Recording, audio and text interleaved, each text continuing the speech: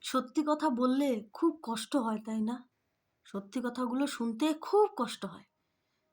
যখন নাকি দুর্নীতি, অন্যায়, চুরি, ছেঁচড়ামি, গুন্ডামি এই সমস্ত করে থাকো, তখন খুব ভালো লাগে, তাই না?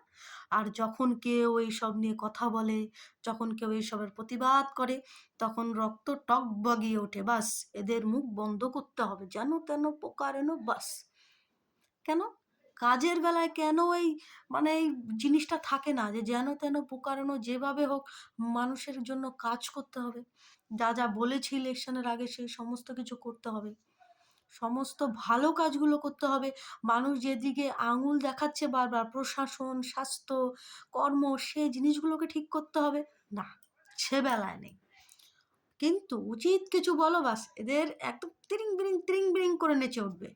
সব ঝনঝন করে নেচে ওঠে। একসাথে নেচে ওঠে। এক ছন্দে সব বলা শুরু করে। হ্যাঁ, এটা বলছে, ওটা বলছে, সেটা বলছে। মানুষ বলবে। যতদিন এমন হবে মানুষ ততদিনই বলবে।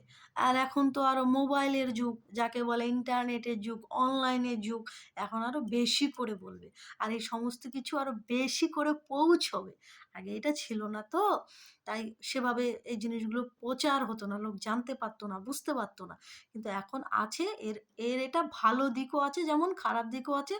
তো এখন ভালো দিকটা প্রয়োগ হবে বেশি।